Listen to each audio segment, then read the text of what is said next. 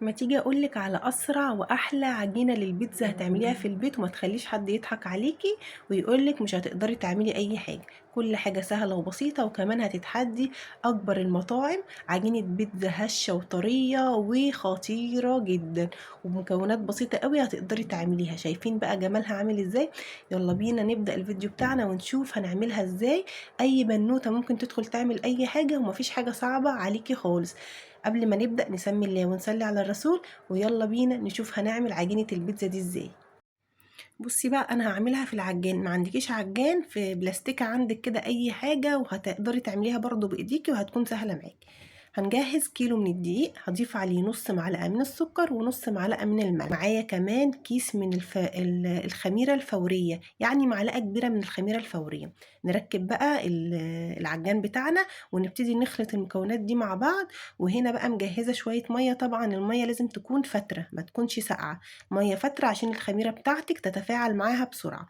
هبتدي انزل بشوية كده بشوية من المية علشان العجينة بتاعتنا انا عايزاها تكون بتلزق، مش عايزاها تكون جامدة قوي ولا طرية قوي. نبتدي ننزل بالمية كده شوية بشوية.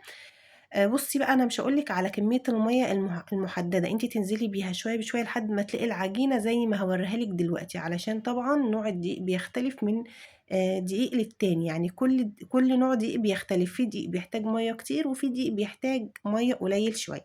تمام، هبتدي بقى انزل شويه بشويه بالميه. وعايزه اقولك ان انا ضفت كمان علبه من الزبادي البلدي، علبه صغيره يعني حوالي كده 4 معالق من الزبادي البلدي. طبعا التصوير مش واضح قوي، انا اسفه علشان الكاميرا كانت اتحركت وانا شغاله وما خدتش بالي. خلاص كده كانت العجينة بدأت تلم معايا. شايفين بقى؟ هكون مجهزة كمان ربع كوباية من الزيت، هضيفها عليها برضو شوية بشوية كده والعجان شغال. وأهم حاجة في عجينة البيتزا عشان تطلع حلوة معاكي وطرية وجميلة، اللي انت تعجني فيها 10 دقايق. يعني بصي، طلعي كل طاقتك في العجينة بقى 10 دقايق كده لحد ما تقولك خلاص كفاية عليا كده.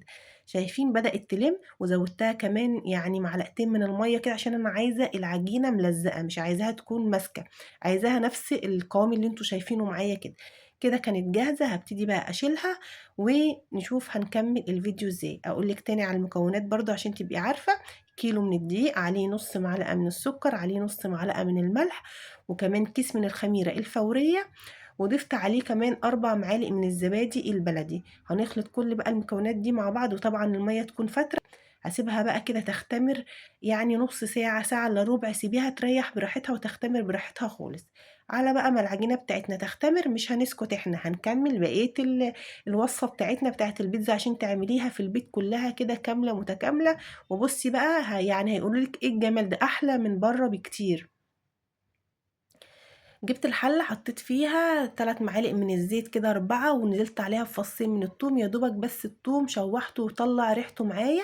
خلاص كده نزلت عليه ب4 حبات من الطماطم مفرومين، ومعلقة من الصلصة.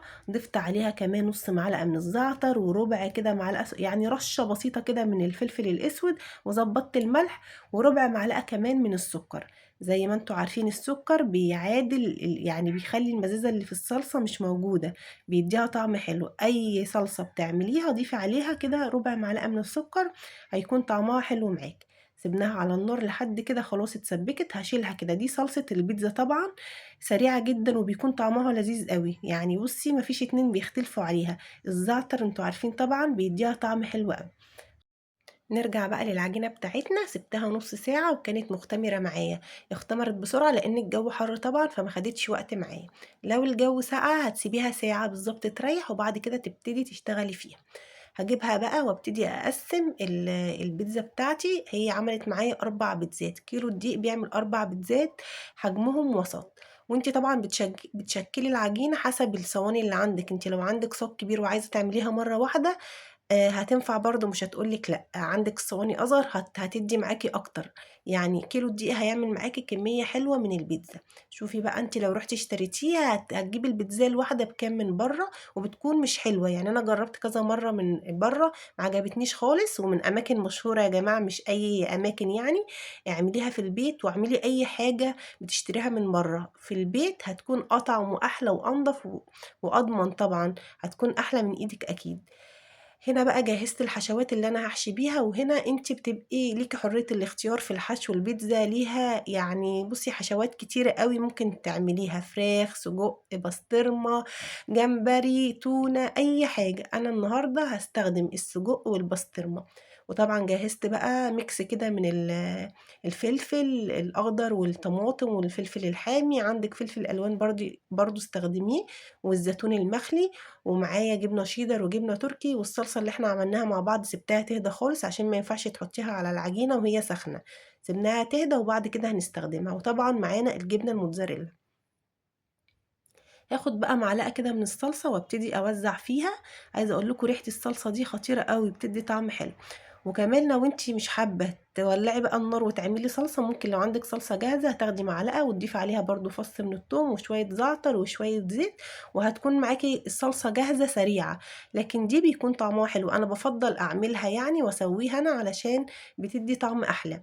وبعد كده هنبتدي نضيف شويه من الجبنه الموتزاريلا على العجينه على طول بعد الصلصه، ونبتدي بقى نوزع الحشو بتاعنا. اول بيتزا معايا انا عملتها بالسجق. حطي بقى الكمية اللي انت عايزاها، عايزة تكتري عايزة تقللي براحتك خالص.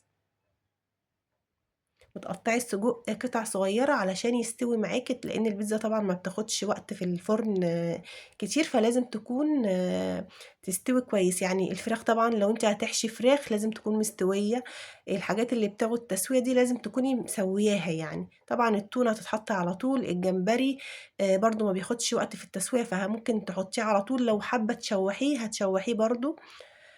فيعني ايه ظبطي بقى الحشو بتاعك زي ما انت حابة. هنا بقى ظبطت السجق والطماطم وشرايح من الفلفل، وكمان الزيتون المخلي، وحطيت بقى ايه قطع من الجبنة التركي والجبنة الشيدر وهنحط كمان جبنة الموتزاريلا. وكتري بقى شوية كده في الجبن عشان تطلع معاكي الوش بتاعها طري وجميل. التسوية بقى، بالنسبة للتسوية فدي خطوة مهمة جدا علشان تطلع معاكي مظبوطة والعجينة تكون طرية. قبل ما تسوي البيتزا لازم تسخني الفرن كويس قوي. يعني انا كنت شغالة بجهز البيتزا ومشغلة الفرن جنبي يسخن على ما اخلص. خلاص كده اول واحدة، نعمل تاني واحدة مع بعض بنفس الطريقة، بس هعملها بالبسطرمة. بدل السجق هنشيل السجق ونحط عليها البسطرمة.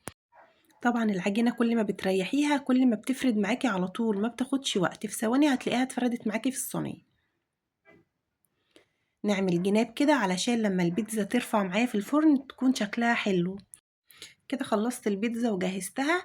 زي ما قلت لكم طلعت معايا 4 بيتزات، عملت 2 سجق و2 بسطرمة. بس كالعادة طبعا ما بيقدروش يصبروا عبال ما اخلص الفيديو يعني، فبناكل اللي بيطلع وبعد كده بنكمل. خلاص، فاللي انا صورتهم معاكم 2 وبرضو كملنا بقى وكملنا، وانتوا عارفين بقى اللي حصل بعد كده. تعالوا بقى نشوف مع بعض قد ايه البيتزا نازلة كده طرية، والعجينة جميلة وهشة وخفيفة جدا. خطيرة خطيرة يعني خطيرة خطيرة. تعالوا بقى نقطعها مع بعض ونشوف شكلها عامل ازاي. ما ننساش علشان العجينة تطلع معاكي حلوة لازم تضربيها كده، يعني اكن حد مضايقك، وتنزلي في ضرب كده 10 دقايق ربع ساعة ضرب كده على ايدك بقى في العجان. تضربيها كويس جدا. دي اول خطوة في نجاح البيتزا. تاني خطوة التسوية، لازم الفرن يكون شغال قبل ما تحطيها، يعني تسيبيه كده شغال 10 دقايق يكون ساخن جدا علشان لما تيجي تدخل الفرن يكون ساخن. لو دخلتيها على فرن بارد العجينة هتنشف منك ومش هتبقى حلوة خالص. خلاص، الخطوتين دول مهمين جدا لازم تكونوا عارفينهم. تعالوا بقى نشوف قد ايه كانت طرية وجميلة. حطيت كده ايه يعني كاتشب بقى على مايونيز، وهي مش محتاجة حاجة خالص، بجد كانت تحفة من الاكلات طبعا اللي مش محتاجة حاجة. تعالوا بقى نشوف العجينة عاملة ازاي. بصوا طرية خالص ما شاء الله. التسوية كانت جميلة، وهوريكم طبعا من تحت كانت عاملة ازاي. دي السجق. نشوف بقى البسطرمة نفس النتيجة ما شاء الله. الاتنين طرية وجميلة، اهم حاجة التسوية. شايفين بقى شكلها عامل ازاي؟ هوريها لكم برضو من تحت وقد ايه طرية وهشة وفظيعة. واضح طبعا اللي هي فظيعة. انا اكلت نص البيتزا وانا بوريكم يعني وانا واقفة كده. فيا جماعة جربوها هتعجبكم قوي، يعني بالطريقة دي هتعجبكم. وبصوا بقى البيتزا بتاعتي ما بتخنش خالص خالص خالص. يا رب الفيديو يكون عجبكم. لو عجبكم شيروه مع كل اصحابكم وحبايبكم واعملوا له قلوب كتير كتير كتير، واستنوني في الفيديو الجاي. باي باي.